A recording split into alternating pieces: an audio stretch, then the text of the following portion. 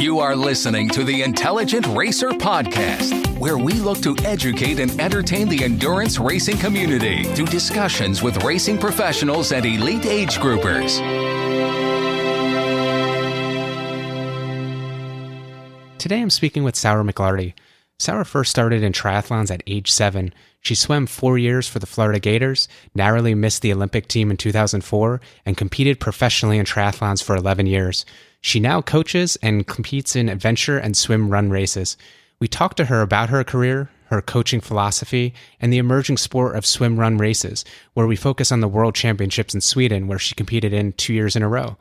That race has 10 kilometers of swimming and 65 kilometers of running between 26 islands. I hope you find it interesting. Sara, welcome to the podcast. How are you doing today? I'm doing great, Adam. Thanks for having me. So let's start off with your athletic background. So walk me through your swimming and triathlon background, and how did you get into these sports? The summarized version is I've been a lifetime athlete. I come from a family of athletes. My mom's side has swimmers way, way, way back. I was swimming when I was a baby.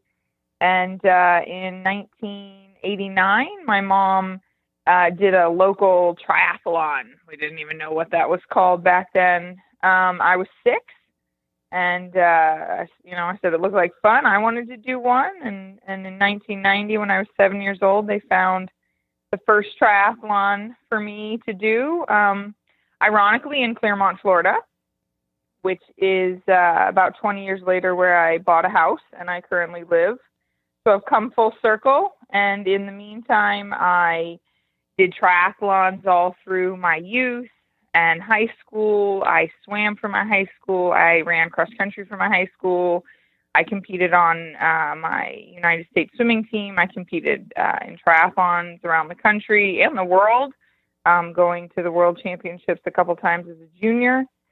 And then I had to pick a sport to go to college, and swimming happened to be my best one. And I swam for 4 years at the University of Florida. Got a throw in and go Gators there. And as soon as I was done with my 4 years there, I had just narrowly missed the Olympic team in the 2004 trials.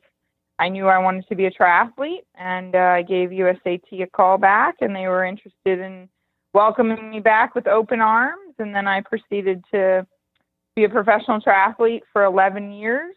I retired just over a year ago, September of 2015. Happy, loved the sport all the way, until the last day. And now I'm fortunate to still be involved with both USA Triathlon as a traveling coach to a bunch of ITU races around the world, and here at home as a local triathlon coach.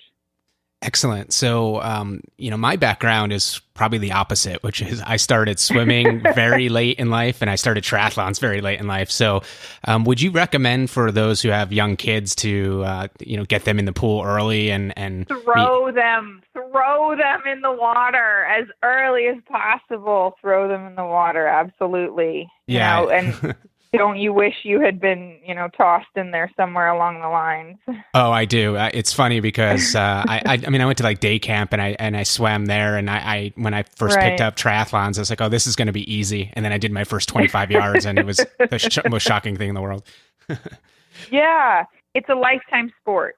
It is something that you can do from 2 years old to 92 years old, and 92-year-olds are still competing in masters meets. And if you miss out on that opportunity when you're young and you're absorbing so many things, learning so many things easily, what a missed opportunity. However, if you don't put them in the water, then it gives me a job when they become older and they want to learn how to swim. So I'm kind of biased.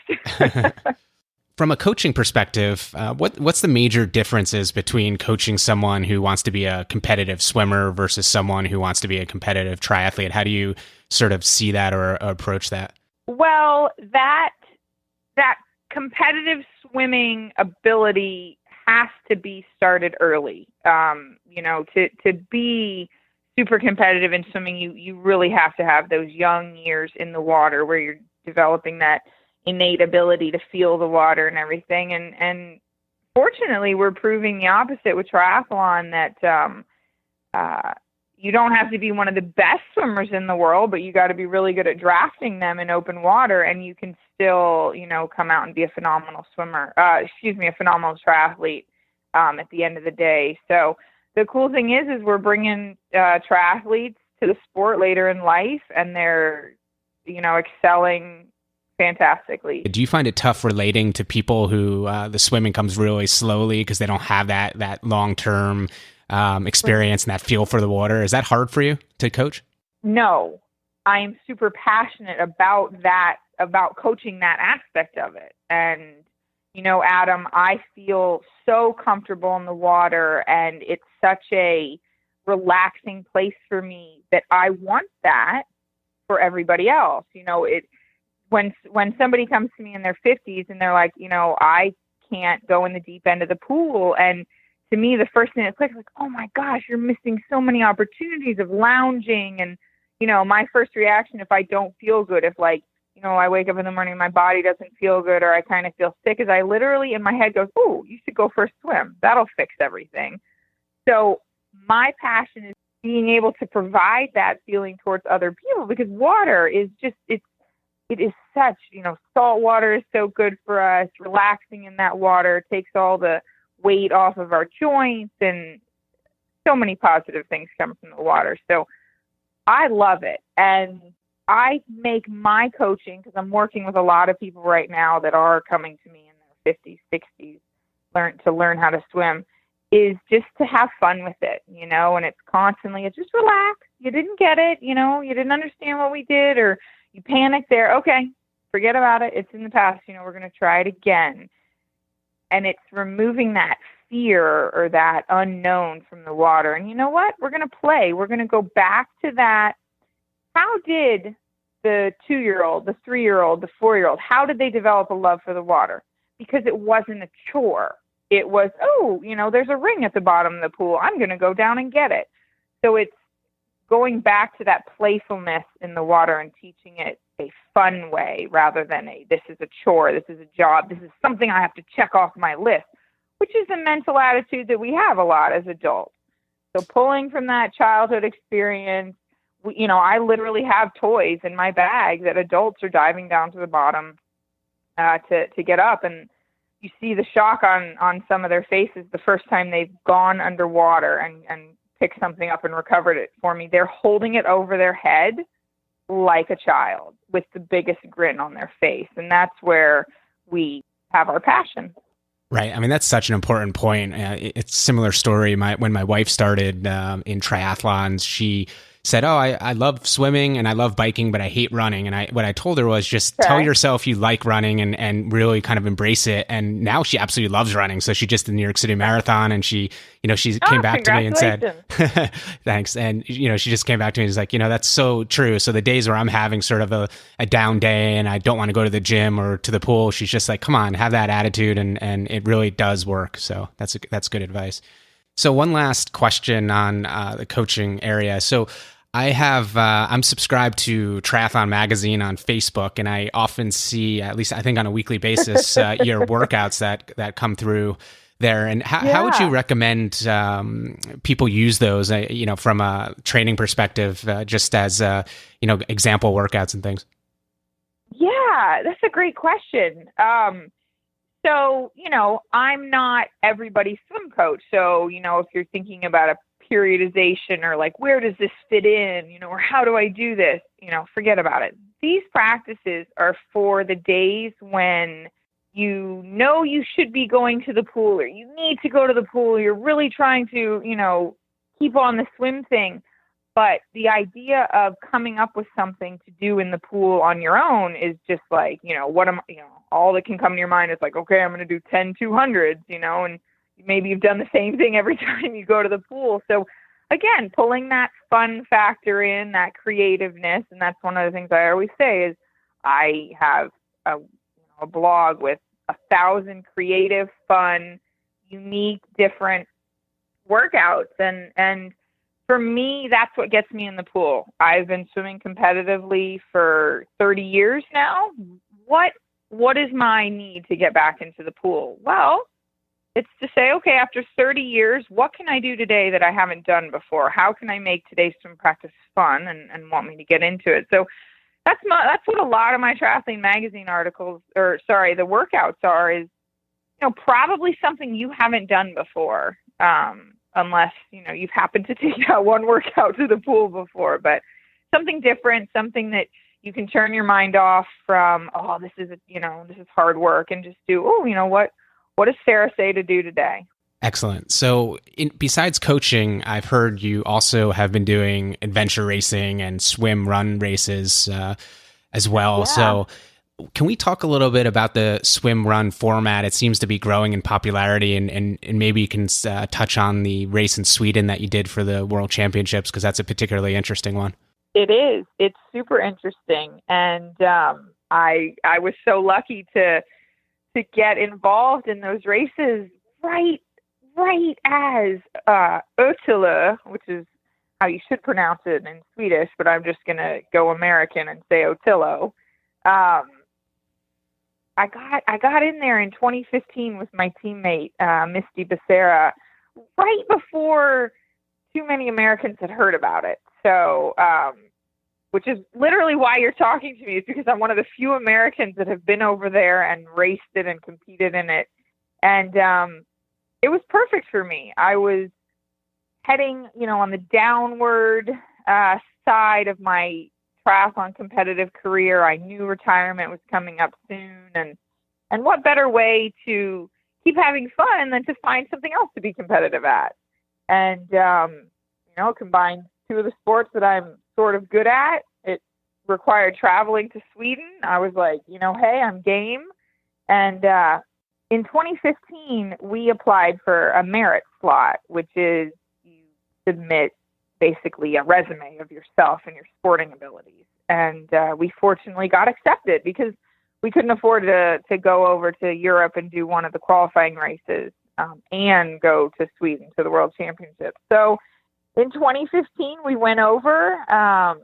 We knew another guy from the Xterra racing circuit who was competing, and we went over, and it was the wildest adventure. It was just amazing. We had studied the videos and all of the YouTube things from past races, and we were analyzing what people were wearing and how they were transitioning from the edge of one island into the water. How did they get their pull buoy ready? How did they put their paddles on? What were they wearing? And we went over in 2015 in really great shape and super competitive, and we thought we would do, phenomenal. Well, the race covers 26 different islands. You start on one island, and you run to the edge of it, and then you go right in the water, and you swim straight across to the next island, and you continue that over 26 islands. Well, come to find out, Sweden land is not really similar to Florida in the way that Sweden is rocks and Florida is sand. So on the third island, being super competitive, I'm running along super fast, and even my teammate Misty behind me is yelling at me, going, "Sara, this is you're going too fast. This is not good." And sure enough, I slipped and fell on a rock, and basically just slipped. My foot slipped out behind me, and that knee just pile drove itself into the rock under it. And I rolled around on the ground screaming in agony for a couple minutes until I could focus and concentrate. And Misty asked me, she said, "Well, can you stand on it?" So I got up and I could stand on it. And then she's like, "Well, can you walk on it?" So I started walking. I could walk on it. She's like, "Okay, well, let's just keep going." The entire adventure was fun. We continued on across 26 islands. We finished, I think we were the 6th place women's team. And, hip hurrah, we did it. And sure enough, 7 days later, when I got back home and went in for an x-ray, I had fractured my kneecap in half. Oh, my. Oh, wow. And then proceeded to run 35 more miles on it. So quite the story. And I left there in a lot of pain, but determined to come back and do it again. And so again, we applied for merit, and in 2016 they said, I'm sure my number one merit thing was, I've done your race with a broken bone.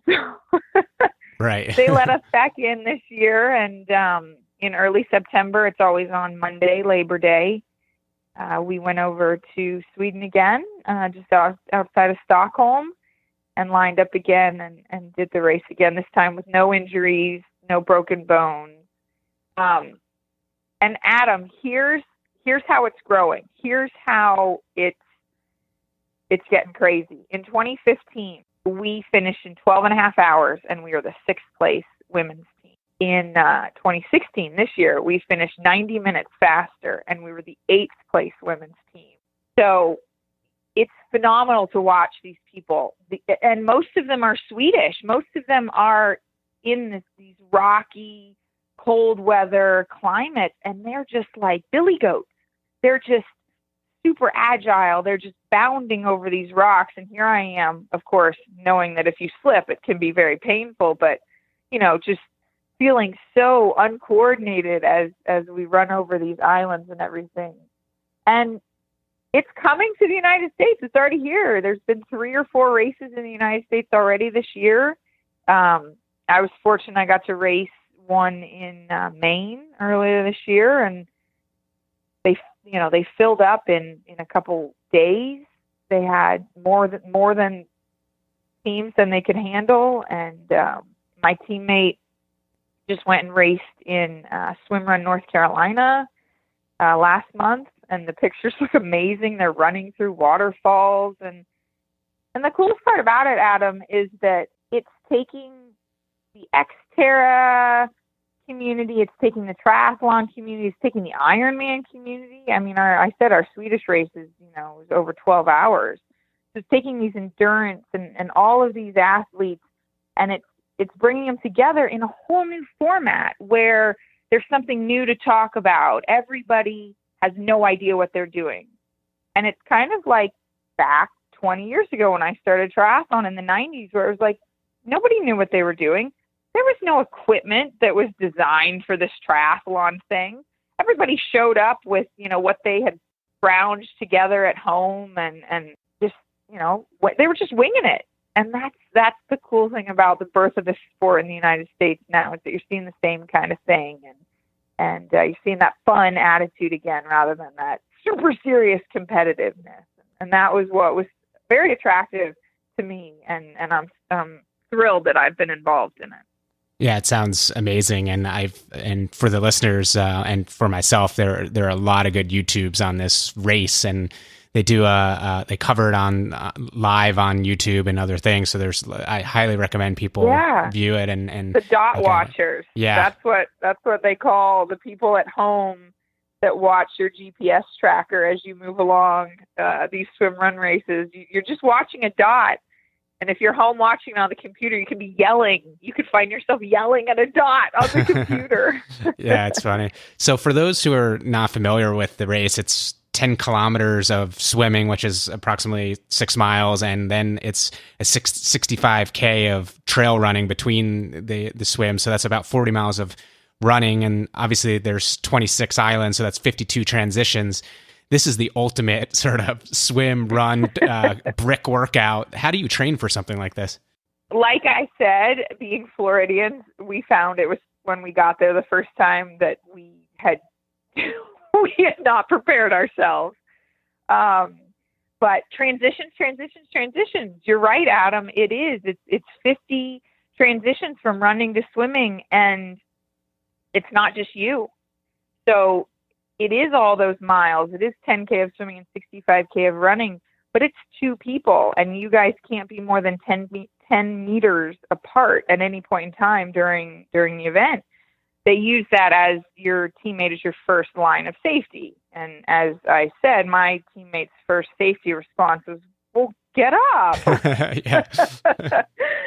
your teammate might not be the best person, but obviously they can encourage you and motivate and everything. So the transitions not only involve, putting your cap and goggles on as you're approaching the water for the swim, but they allow tethers between athletes. So in my case, I'm slightly faster than Misty was in the water. And we had it was like 10 feet, maybe 10 to 12 feet of this little bungee rope. And it went from my waist to her waist.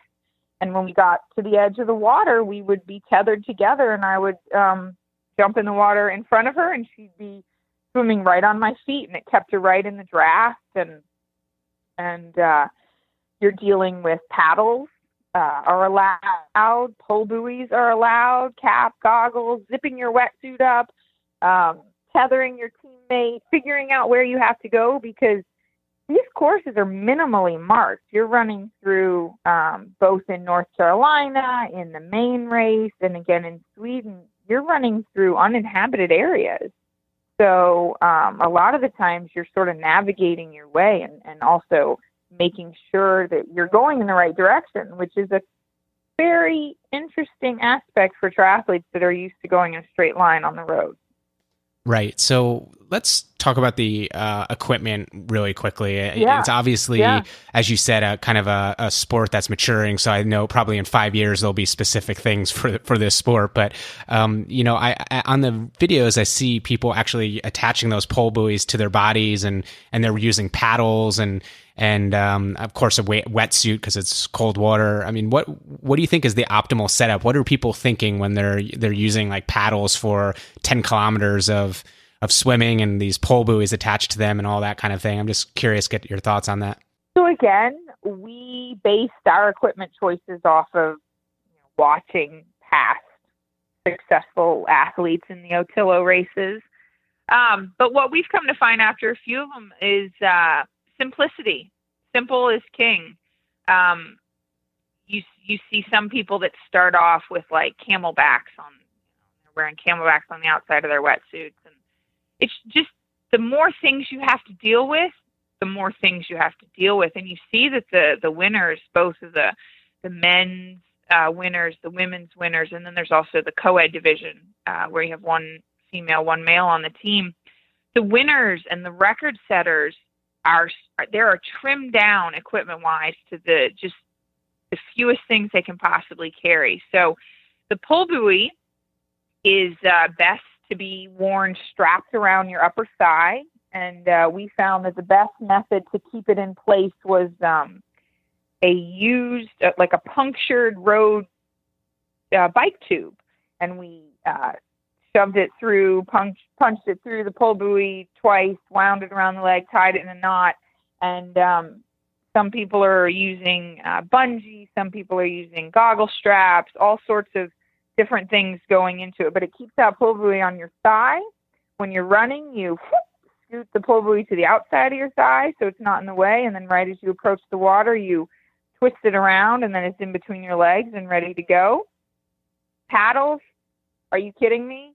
The swim is all arms, the run is all legs. So, if you can float your legs behind you with your shoes on and your pole buoy in between your legs, you just hammer your arms to the swim, and what better way than to put some paddles on. Both Misty and I are high cadence swimmers, so we have a super high stroke rate, and we also have not super strong shoulders, so we stuck with smaller paddles. And you'll see some pictures of some bigger guys out there that can handle it, but they look like they have dinner plates on their hands when they're going through the water. These huge paddles, and they're just, one stroke and the other stroke. And in that time, Misty and I have taken 6 to 8 strokes. Cap and goggles. Cap is required, usually provided by the race. Every race we've been to, and this is seeming to be a trend, is providing a race bib. So you're not getting like a rectangular number that you pin to yourself like we're used to in running races and triathlons. The best way to describe it is a big tank top. It doesn't have sleeves, but it's basically just a shirt, and it's got your team number on it, so you and your teammate have matching ones. And so far, they're color coordinating them for team-wise. So in ÖTILLÖ in Sweden, all the pink jerseys were the women's team. you could look up ahead and look for the pink caps and the pink jerseys and the green caps and the green jerseys or the mixed teams. And you would know where your competitors were, which gave you a nice view of what's going on ahead and behind you. And then the only other equipment that we really have is a mandatory compass is usually required at the races, and places to stick energy, nutrition. Yeah, I was going to ask about that. I was curious how nutrition works with this type of race. So in Sweden at the World Championships, over 12 hours, super challenged to carry that by yourself. They have 8 or 9 aid stations along the way that are set up on some of the islands, and you come through there and there's everything. I mean, bananas, cinnamon rolls, soups, pickles, bars, and all this kind of stuff. And you'll grab stuff at the energy stations, and then we would usually be running for the next maybe mile or two with stuff in our hands, and we'd be chowing down on it, or we'd find places up the leg of our wetsuit, or down the front of the wetsuit, because these wetsuits that are being made are now the swim run specific wetsuits. There's probably 5 different wetsuit companies out there that are seeing how quickly this sport is growing and jumping on it. And the first company out there, since this was out of Sweden, is Head Swimming. And funny to me, I think of that as tennis. And then over there, it's a big swimming company. And so the wetsuits have zippers in the front, easy access to kind of breathe when you're running, or peel it off your arms and your torso and wear it down around your waist for the longer runs. Pockets are in some of them, so you can carry, nutrition, body glide, anything that you think you're going to need over the course of the event. Got it. So we're just about out of time. So I guess we'll end with one last question. Since you have 500 plus workouts, I think, on your blog for swim workouts, I would like to ask you, what is your favorite workout? And it doesn't need to be swimming, but what is your all-time kind of go-to? I just love this workout.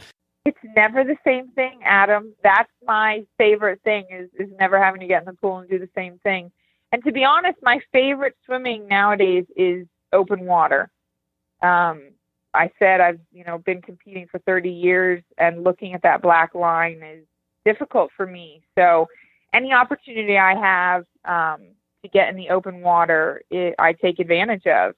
The beach, the lake here, we go swimming in the springs around Central Florida when it's summertime, and the water coming out of them is always 72.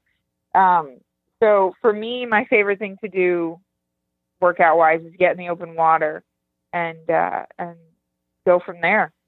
Excellent. So thank you so much for your time today, Sara. This was really a great interview. And I think, the swim run race format is so interesting. And I think it will be, interesting for the listeners to learn something new. And it sounds like it's a new emerging and kind of exciting sport. So really, really thankful for you to share that with us. So thanks so much. Absolutely, Adam. Thank you. My pleasure. Thanks for listening to the Intelligent Racer podcast. For more information on this and other episodes, please visit www.intelligentracer.com. Also, be sure to check us out on social media, and please review us on your podcast directory. Join us next time for another edition of the Intelligent Racer.